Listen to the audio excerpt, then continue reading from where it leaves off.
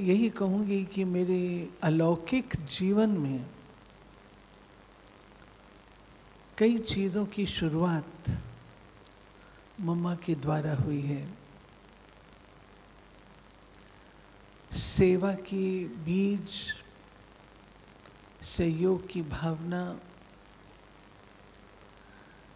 क्योंकि हमारे माता पिता ज्ञान में थे, मम्मा बाबा आते थे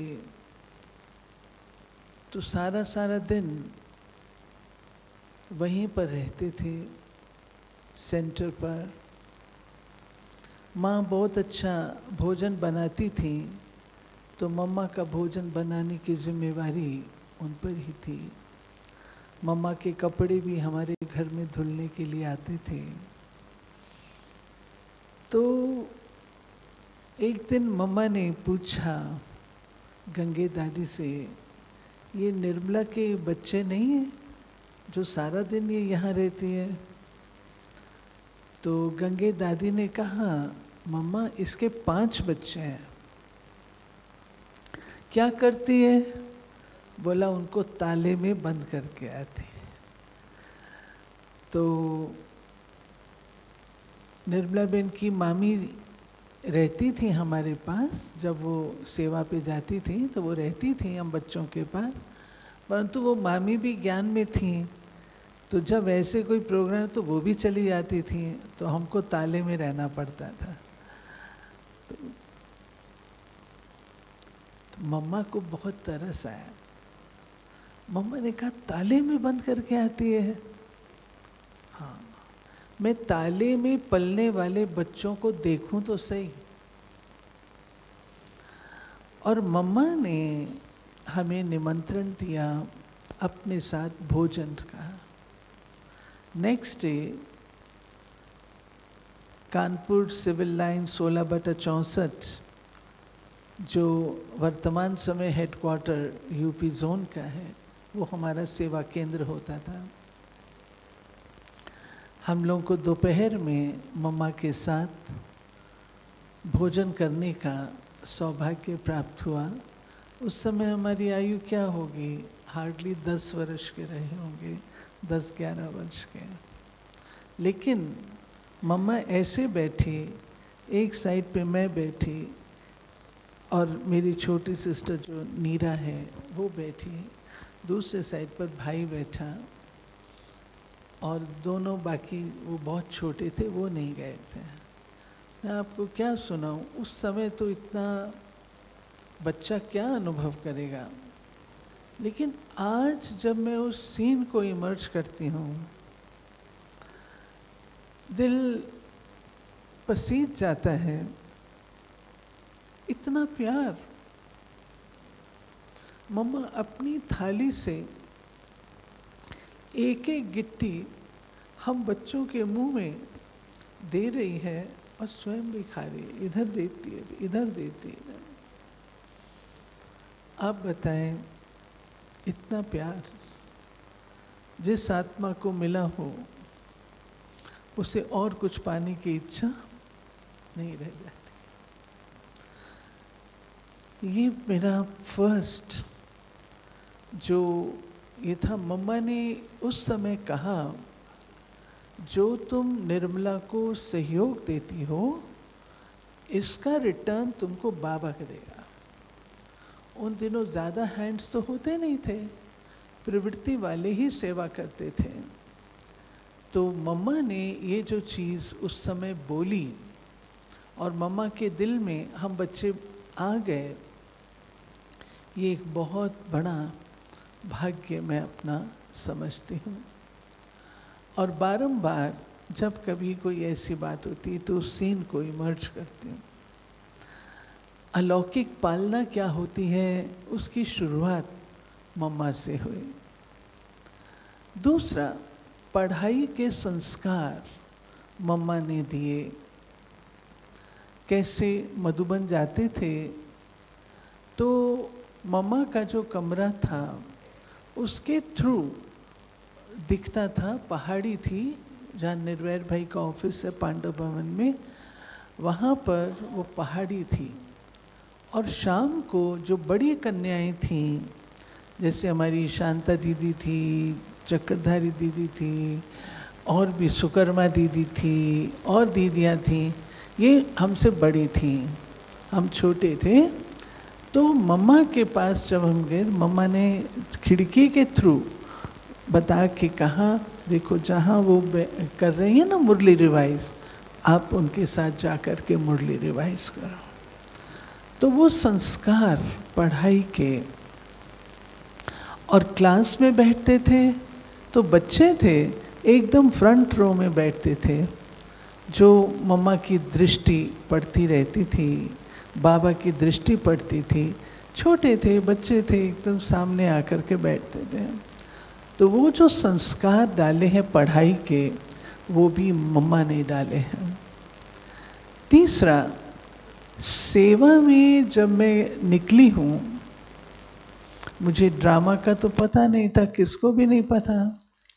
कानपुर में मम्मा आई हुई थी, और उन दिनों में कुमारियाँ 10वीं कर लेती थीं या 8वीं कर लेती थीं, उनको सेंटरों पर भेज देते थे।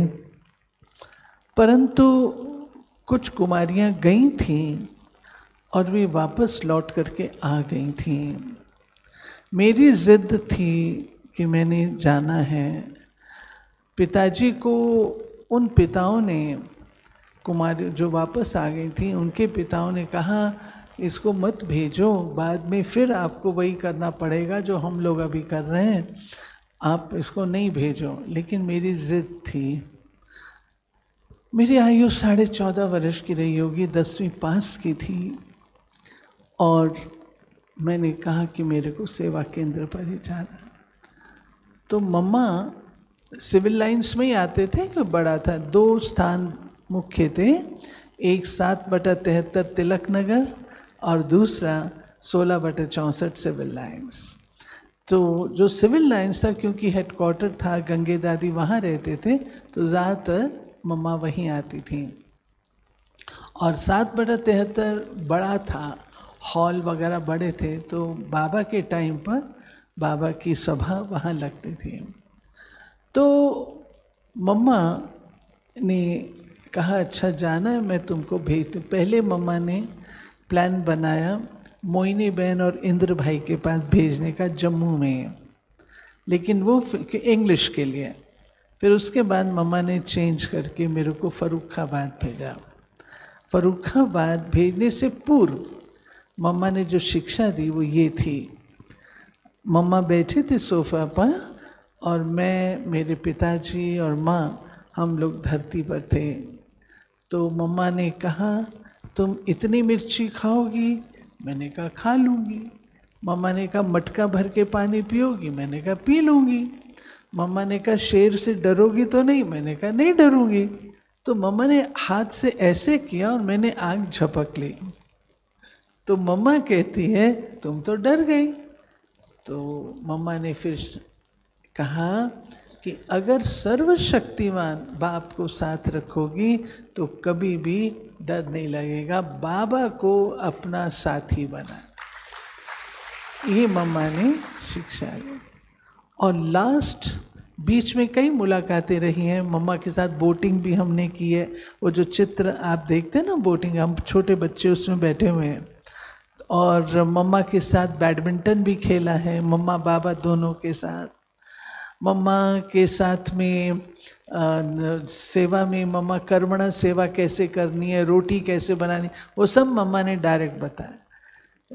कैसे हम लोग छोटे बच्चे होते थे, चटाइयाँ बिछाते थे, कांसे के बर्तन मधुबन में होते थे, उनकी धुलाई करते, साफ करके रखते थे। ये सब मम्मा ने सिखाया कैसे एक्यूरेटली करना है। लास्ट, बहुत सारी बातें, लेकिन लास्ट वाली मैं एक बात बताऊंगी। मम्मा का ऑपरेशन हो चुका था। हाँ, मम्मा को जो मैंने समर्पण पत्र दिया कि मैं अपना जीवन समर्पित करती हूँ, मैंने बहुत सुंदर हैंड राइटिंग में, बहुत डेकोरेटिव बना करके लिखा। फिर मम्मा ने उसमें करेक्शन किए। मम्मा ने करेक्शन किया, मम्मा ने कहा करेक्शन करके मेरे को दिया। और मम्मा नेक्स्ट डे जाने वाले थे मुंबई, क्योंकि मम्मा की बीमारी डिटेक्ट हो चुकी थी और मम्मा जा रही थी, तो ट्रेन में मैंने मम्मा को वो पत्र दिया। तो मुझे बहुत नाज है कि अपना समर्पण पत्र मैंने डायरेक्ट यज्ञ माता जगदम्बा सरस्वती को दिया। ये मेरे जो शुरू में दादियों का था, सब ने मम्मा के नाम पर तो मेरे को भी उस बात का नाज। ऐसे ही लास्ट में मम्मा जब बॉम्बे से गई हैं बेंगलोर, 3 या 4 महीने मम्मा बेंगलोर में रहे। उस समय मैं फर्रुखाबाद में ही थी। मम्मा का पत्र आया और मम्मा ने बेंगलोर में बहुत सेवा की। आज उस सेवा का विस्तार आप सब देख सकते हैं। बेंगलोर पहला स्थान था साउथ इंडिया में जहाँ पर सेवा शुरू हुई थी। पूरे साउथ इंडिया में सेवा के निमित्त बेंगलोर है, मम्मा का बीज है, हृदय पुष्पा दादी का सहयोग है। तो मम्मा ने वहाँ से पत्र लिखा एक, और उस पत्र में क्या था, ऐसा पुरुषार्थ करना है जो महारथियों की लाइन में आओ। ये मम्मा जैसे जीवन का एम ऑब्जेक्ट दे करके चले गए। उसके बाद मैं मम्मा से मिली नहीं हूँ। मम्मा अव्यक्त हो गए और हम लोग तब बेंगलोर में आ गए। इस प्रकार मम्मा की ये मीठी यादें बनी हुई हैं जो सदा ताज़ी रहती हैं और स्मृति आती रहती है। उससे बहुत प्रेरणा और शक्ति मिलती है। जो माल मैं आप लोगों के लिए लेके आई हूँ, अगर सबके पास धैर्य है सुनेंगे तो सुनाओ, क्योंकि बहुत ही अच्छे 2 संदेश हैं जो मैंने मार्क किए हैं आप सबके लिए। फास्ट पढ़ दूँगी।